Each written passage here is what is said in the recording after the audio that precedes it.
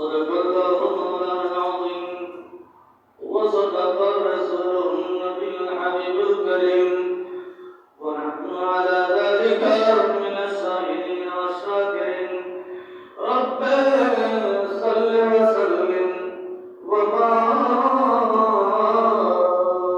عليه উপস্থিত সম্মানিত মুসল্লিয়ান কিরাম মুরব্বিয়ান আযম দূর দূরান্ত থেকে আগত শুকরা আশিকানে মুস্তাফা ফিদান মুস্তাফা গুলামান মুস্তাফা সাল্লাল্লাহু আলাইহি ওয়াসাল্লাম বিরাদারান দিন মিল্লাত সামিঈ ইজাম রাহমানি ওয়া রাহমাতুল্লাহ তাআলা বিদাইন সকলকে আমি আবার আমার অভিবাদন জানাই আসসালামু আলাইকুম ওয়া রাহমাতুল্লাহি ওয়া বারাকাতুহু। মহান আল্লাহ পাক জাল্লা শানুর পাক আলিশান দরবারে লাখ কোটি শুকরিয়ার সিজদা আদায় করছি যে মহান রব্বুল আলামিন প্রতিবারের জুমার মতো আজকের এই মাহে শাবানের প্রথম জুমাতে আমাদের সকলকে জুমা জামাত ভাইয়ের উদ্দেশ্যে হযরত রাজ্জাক আলী শাহ রাহমাতুল্লাহ আলাইহি মসজিদে একত্রিত হওয়ার জুমার নামাজ আদায় করার সুযোগ তৌফিক এবং মওকা দিয়েছেন। শুকরিয়া আদায় করে আমরা সকলে বলি আলহামদুলিল্লাহ। প্রিয় হাজিরিন, এমন একটি নিয়ামতের মাস, মর্যাদার মাস, বরকতের মাস, ইবাদতের মাস মাহে শাবান। এই পবিত্র মাহে শাবানে আল্লাহ রাব্বুল আলামিন আমাদেরকে জুমা মসজিদে হাজির হওয়ার তৌফিক এনায়েত করেছেন। সকলে বলি আলহামদুলিল্লাহ। বছরের 12টি মাসের মধ্যে অন্যতম এই শাবান মাস, যে মাসে আল্লাহ রাব্বুল আলামিন একটা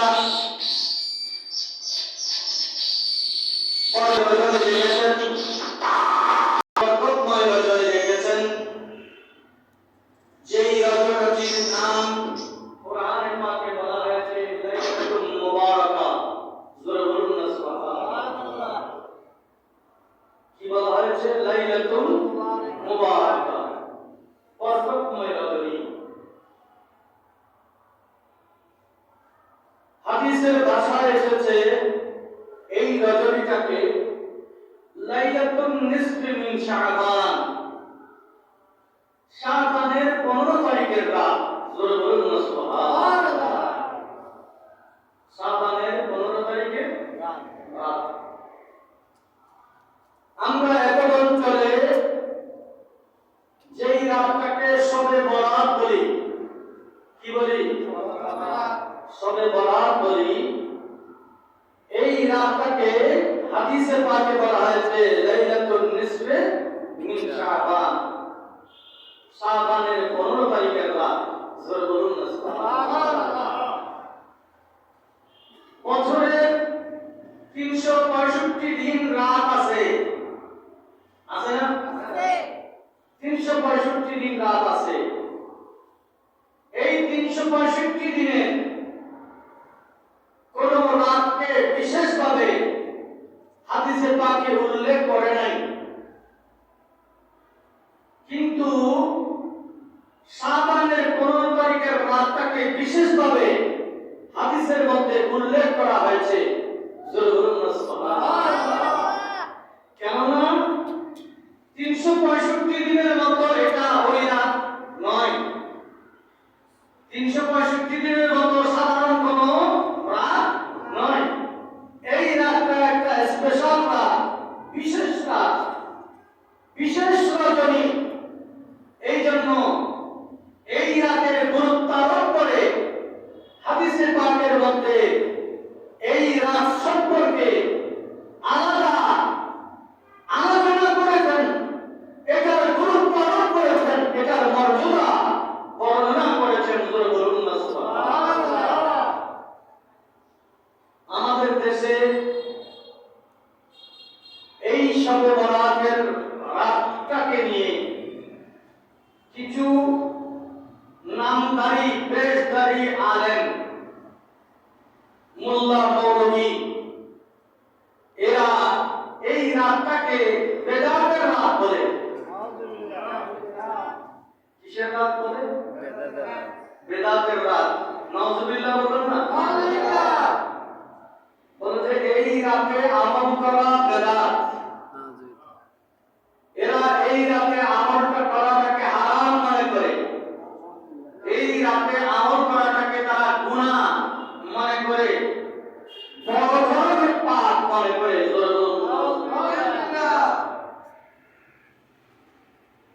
কোন রাতকে?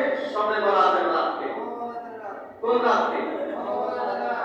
আপনাদের কি কষ্ট হচ্ছে? দেখুন, আমি আপনাদেরকে প্রতিটি কথা বুঝিয়ে বলবো, দলিল ভিত্তিক বলবো, অমূলক বেহুদা কোনো কথা আপনাদের সামনে উপস্থাপন করবো না। আমাদের দেশে মুসলমানদের ঈমান কেড়ে নেওয়া সহজ হয়েছে। মুসলমানদের ঈমান কেড়ে নেওয়া সহজ হয়েছে।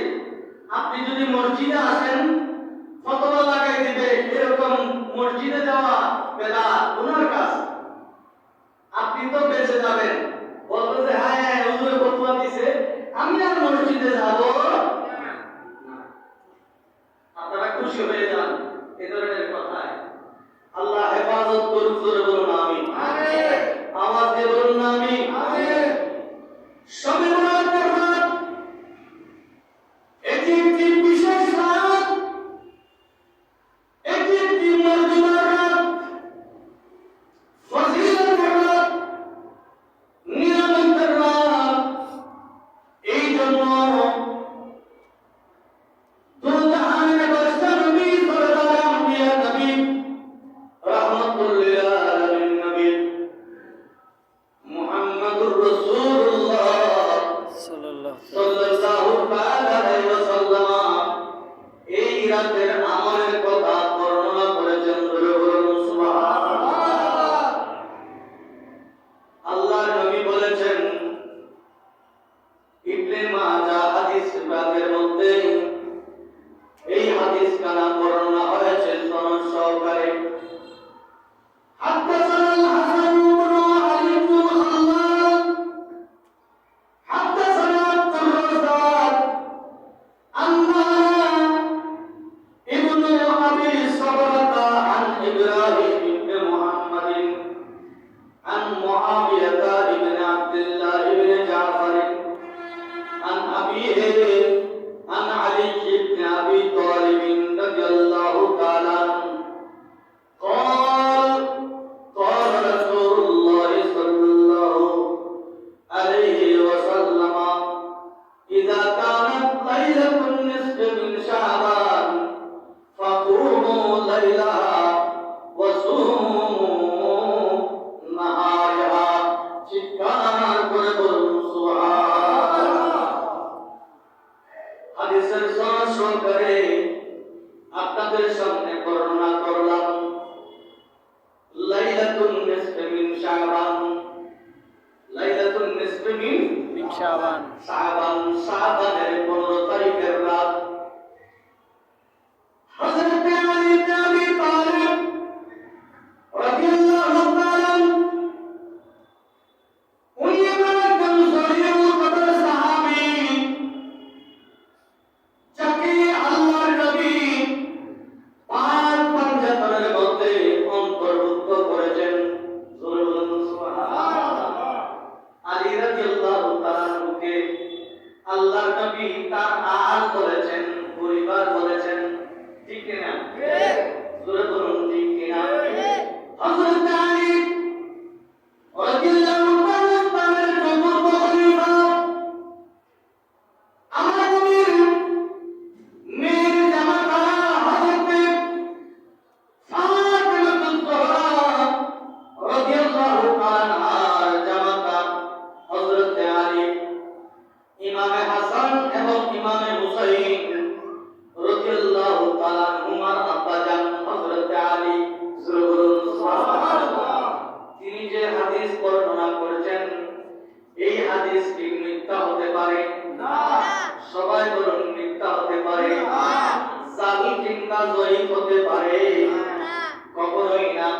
সিহা সিত্তার হাদিস গ্রন্থ ইবনে মাজাহর মধ্যে এই হাদিস কানা বর্ণনা হয়েছে হযরত আলী ইবনে আবি তালিব রাদিয়াল্লাহু তাআলা বলেন, আমার নবী ইরশাদ করেছেন, ক্বালা ক্বালা রাসূলুল্লাহ সাল্লাল্লাহু আলাইহি ওয়াসাল্লাম, ইযা কানাত লাইলাতুন নিসফ মিন শাবান, যখন শাবানের 15 তারিখের রাত এসে যাবে, কুমু লাইলাহা ওয়া সুমু নাহারিহা, সুবহানাল্লাহ। এই রাতকে তোমরা রাত জাগরণ করবে, ইবাদত করবে, আর দিনের বেলায় রোজা রাখবে, সুবহানাল্লাহ। রাতের বেলায় কি করবে? ইবাদত। রাতের বেলায় কি করবে? ইবাদত। আপনাদের কষ্ট হচ্ছে? রাতের বেলায় কুমু লাইলাহা, কুমু শব্দটি হচ্ছে নির্দেশ সূচক। আমার কুমু, তোমরা জাগরণ করবে, লাইলাহা ওই রাতে, সূরা বলুন না সুবহানাল্লাহ। ওয়া সুমু নাহারিহা, এটা আল্লাহর নবীর নির্দেশ। আর দিনের বেলায় রোজা রাখবে। সন্দেহ আছে? না। জোরে সন্দেহ আছে? না। নির্দেশটা কার? রাসূলের। নির্দেশটা কার? রাসূলের। যে ইজা কানাত লাইলাতুন নিসফি মিন শাবান ফুমু লাইলাহা ওয়া সুমু নাহারিহা, যখন 15 তারিখ শাবানের 15 তারিখের রাত আসবে, তখন ওই রাতে তোমরা রাত জাগরণ করবে, ইবাদত করবে, আর দিনের বেলায় রোজা রাখবে, সুবহানাল্লাহ। ইবাদতের নির্দেশটা কার? রাসূলের, আল্লাহর নবী। কার? আল্লাহর নবী। আপনাদের কথা বুঝে আসছে? না। বুঝতেছেন কথাগুলো? এই নির্দেশটা শাবানের 15 তারিখের রাতে ইবাদতের নির্দেশ দিচ্ছেন আমাদের নবী, হুজুরে নবী কিনা মুহাম্মদুর রাসূলুল্লাহ সাল্লাল্লাহু আলাইহি ওয়াসাল্লাম। এখন কিছু শায়েখ, কলঙ্কিত শায়েখ, মুনাফিক, কিছু মুনাফিক, নামধারী মুনাফিক, এই সব রাতের রাতে মসজিদে আসাটাকে হারাম করছে।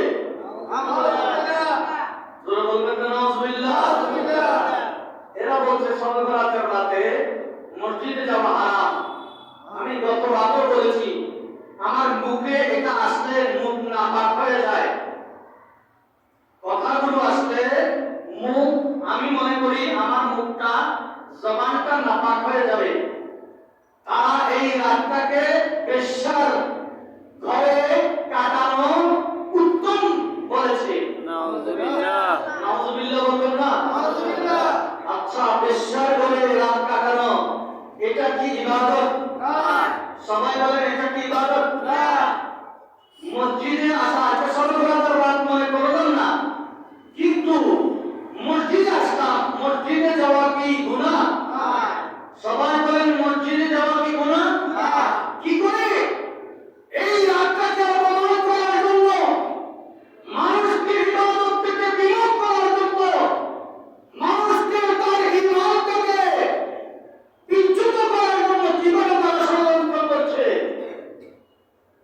এদের কি মুসলমান বলা যায়? না। জোরে বলে মুসলমান বলা যায়? না। বলে যে মসজিদে যাওয়া থেকে বেশ্যার ঘরে গিয়ে রাত কাটানো অনেক উত্তম। নাউযুবিল্লাহ, নাউযুবিল্লাহ, জোরে বলুন নাউযুবিল্লাহ। আপনারা আপনাদেরকে মহব্বত করেন বিদায় মনে কষ্ট পাইতে পারেন, আমার কিচ্ছু আসে যায়, আপনারা মনে কষ্ট পান, আমি সেটাতে আমার কিছু আসে যাবে না, কারণ আমার ঈমান মজবুত। আমি আল্লাহ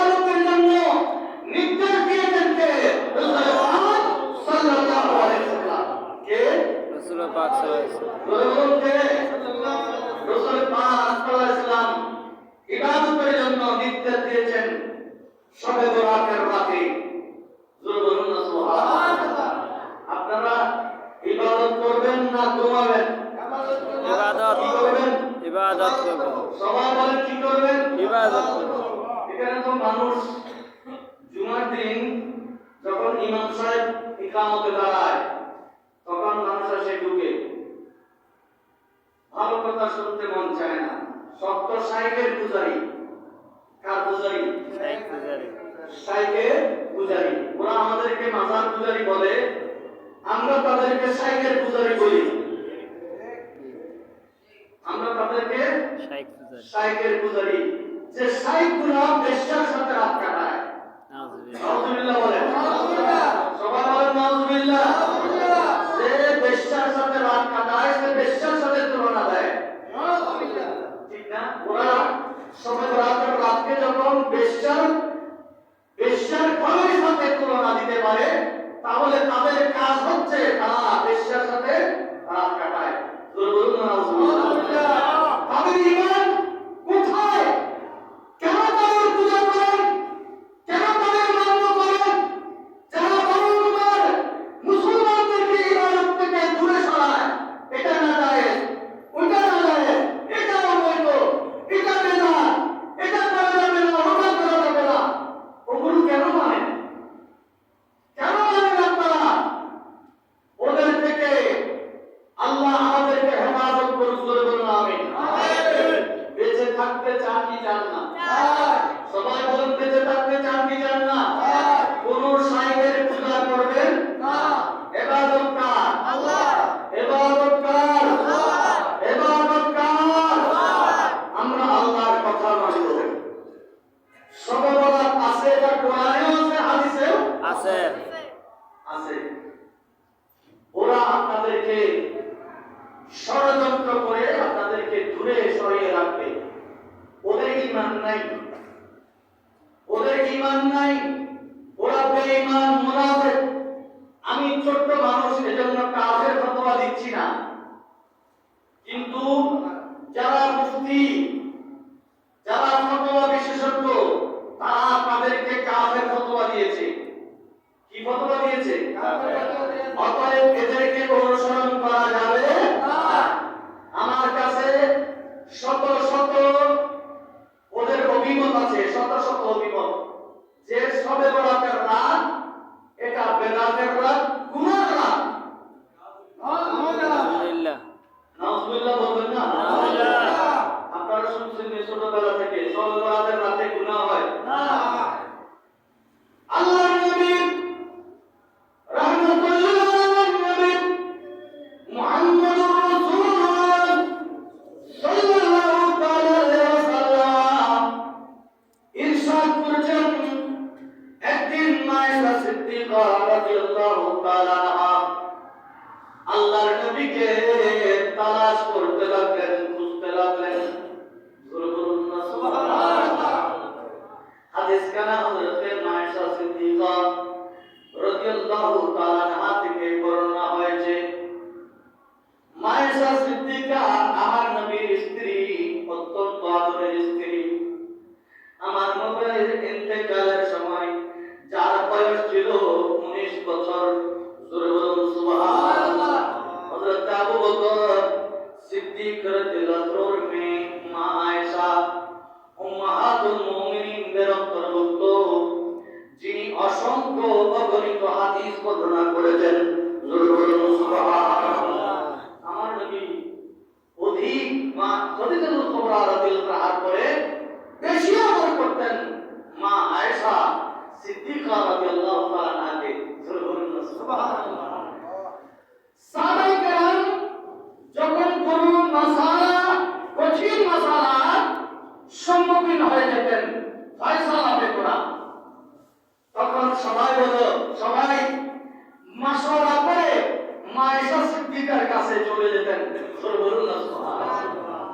মায়েশা সিদ্দিকা রাদিয়াল্লাহু তাআলা সেই মাসালার সমাধান দিতেন। শরীয়ত বিশেষজ্ঞ, ফতোয়া বিশেষজ্ঞ, মহিষী রমণী আমাদের আম্মা জান হযরত আয়েশা সিদ্দিকা রাদিয়াল্লাহু তাআলা। বলুন না সুবহানাল্লাহ। রাত লাইলাতুন ফাদারাতু আতলুহু, আমি বেরিয়ে পড়লাম তালাশ করতে লাগলাম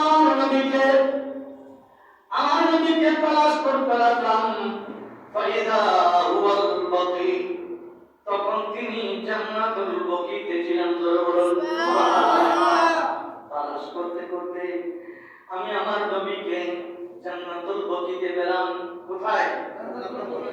জোরে বলুন না কোথায়? জান্নাতুল বাকিতে পেলাম।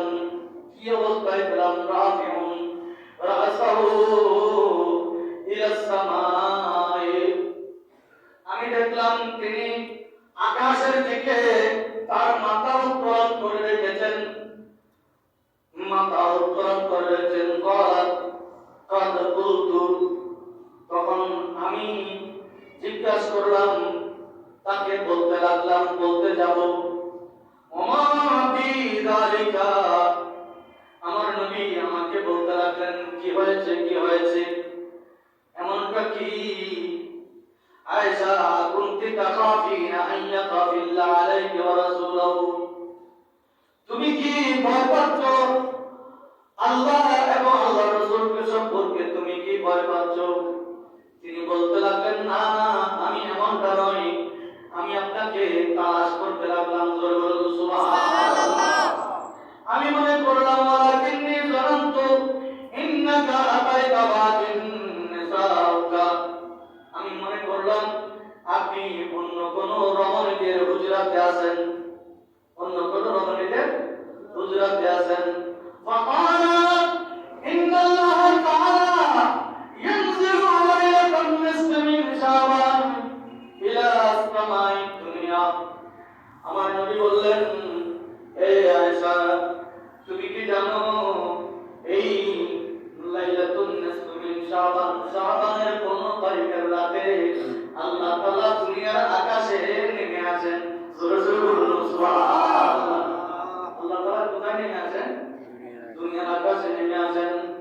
ফায়াগফিরু লা ইয়াকতুরা মিন আযাবিন শারিআতান কাল, এত অধিক তিনি মানুষের গুনাহ ক্ষমা করেন যে বনু কর গোত্রের যত ছাগলের পাল আছে, এই ছাগলগুলোর পালের প্রত্যেকটা ছাগলের পশমের পরিমাণ আল্লাহ এত অধিক গুনাহ ক্ষমা করেন এই রাতে।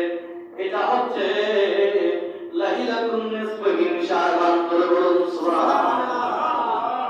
এটা এমন এক রাত যেই রাতে আল্লাহ তার বান্দাদের গুনাহগুলো ক্ষমা করেন। সুবহানাল্লাহ। গুনাহ ক্ষমার রাত এই শাবানের 15 তারিখের রাত, বরাতের রাত। সুবহানাল্লাহ। এটা বলছেন কে?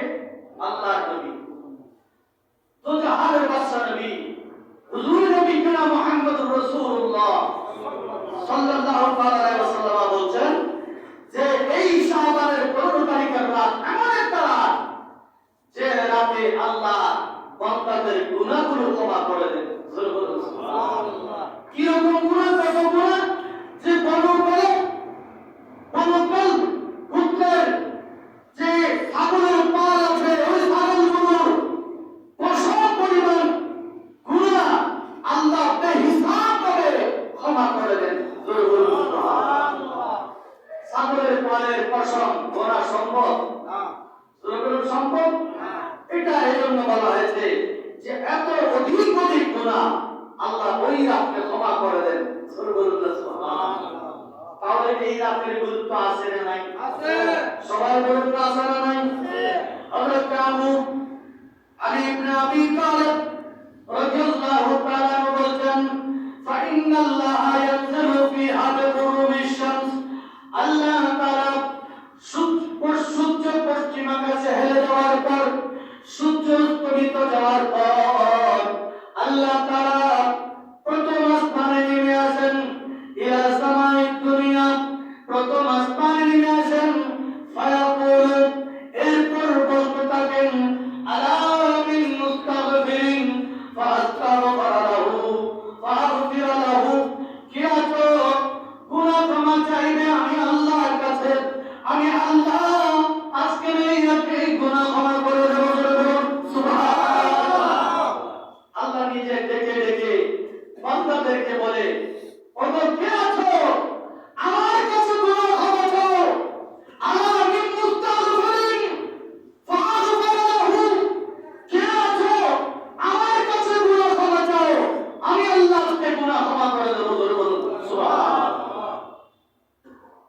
হচ্ছে বরাতের রাত, এটাই হচ্ছে লাইলাতুন নিসফি মিন শাবান, যেই রাতে আল্লাহ বান্দার গুনাহগুলো ক্ষমা করে দেন। জোরে বলুন সুবহানাল্লাহ।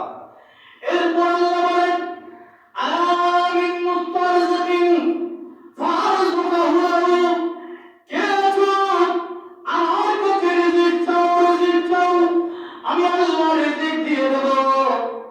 কে আছো আলা মুবতালিয়ান ফাআফিয়াহু লাহু, তোমরা কে কি চাও আমি আল্লাহ তোমাদেরকে সব দিয়ে দেব। জোরে বলুন সুবহানাল্লাহ। দোয়া কবুলের রাত, বরাতের রাত, সবে বরাতের রাত। আল্লাহ পাক এই রাতের বুজুর্গি হাসিল করার জন্য আল্লাহ আমাদেরকে তৌফিক দান করুন। জোরে বলুন আমিন। আমিন। আওয়াজ দিয়ে বলুন আমিন। আমিন। এই রাতকে বেদাতের রাত বলবেন না? কে কে বলবেন একটু হাত তুলে দেখান বেদাতের রাত। আল্লাহ আমাদেরকে কবুল করুন, সকলে বলি আমিন। এই রাত হচ্ছে ইবাদতের রাত। কিসের রাত? ইবাদতের রাত। সবাই বলুন কিসের রাত? ইবাদতের রাত। সবে বরাতের রাত, ইবাদতের রাত। সবাই বলুন সবে বরাতের রাত, ইবাদতের রাত। আল্লাহর নবী বলছেন লাইলাহা ওয়া সুমু নাহারাহা, ওই রাতে তোমরা ইবাদত করবে, দিনে রোজা রাখবে। সবাই বলুন সুবহানাল্লাহ। আল্লাহর নবী এই নির্দেশনা আমাদেরকে পালন করার তৌফিক দান করুন, সকলে বলি আমিন। আওয়াজ দিয়ে বলুন আমিন। এই মাসে সবে বরাতের রাত আছে 14 তারিখ রাতে বাংলাদেশে সবে বরাতের রাত। এই রাত আমরা ইবাদতে কাটাবো, আল্লাহ তৌফিক দান করুন, সকলে বলি আমিন। কিছু কিছু ছোট্ট ছোট্ট বাচ্চাদেরকে উস্কানি দেওয়া হয় এই রাতের ইবাদত নষ্ট করার জন্য। এই রাতের ইবাদত নষ্ট করার জন্য কিছু কিছু পরিবার উস্কানি দেয়, ছোট বাচ্চাদেরকে বোমা তুলে দেয়। বোমা কি তুলে দেয়? বোমা, ফটকাবাজি, তারাবাজি, বোমা তুলে দেয়। এগুলো সম্পূর্ণ হারাম, এগুলো সম্পূর্ণ হারাম। যে পরিবার এ ধরনের ইবাদত নষ্ট করার জন্য এ ধরনের কাজ করবে, সে মুসলমান থেকে খারিজ হয়ে যাবে, মুসলমান থেকে খারিজ হয়ে যাবে। এরকম বোমাবাজি করে মানুষকে ভয় লাগানো, মসজিদের আসা থেকে বিরত রাখার জন্য ভয় লাগায়। হ্যাঁ, ওই মুনাফিকের গোষ্ঠী যারা বরাতের রাতকে বেদাতের রাত বলে, ওরা এ ধরনের মানুষ লাগিয়ে দেয় বোমাবাজি করার জন্য। আমরা এ ধরনের কোনো কাজ কাউকে করতে দেব না। সবাই সন্ধ্যাবেলায় মাগরিবের নামাজের পর ওযু গোসল করে পাক পবিত্র হয়ে মসজিদে আসবো, সারা রাত মসজিদে জাগ্রত থাকবো, আর পরের দিন রোজা রাখবো। আল্লাহ তৌফিক দান করুক আমিন। শাবান মাসে, রজব মাসে আল্লাহর নবী বেশি বেশি রোজা রাখতেন, বেশি বেশি রোজা রাখতেন। আমার দাদা হুজুর হযরত হাফেজ নওয়াবী রাহমাতুল্লাহ আলাইহি এক নাগারে 3 মাস রোজা রাখতেন, রজব, শাবান, রমজান। সুবহানাল্লাহ। যারা মুত্তাকি পরহেজগার, যারা আল্লাহর নেককার বান্দা, ওনারা এভাবে আমাদের মাধ্যমে নিজেদের জিন্দেগিকে কাটিয়েছেন। আমরাও যেন ইবাদত বন্দেগীর মাধ্যমে আল্লাহর সন্তুষ্টি অর্জন করতে পারি, আল্লাহর রাসূলের সন্তুষ্টি অর্জন করতে পারি। আল্লাহ আমাদেরকে তৌফিক দান করুক। আমিন। ওয়া আখিরু দাওয়ানা আলহামদুলিল্লাহি রাব্বিল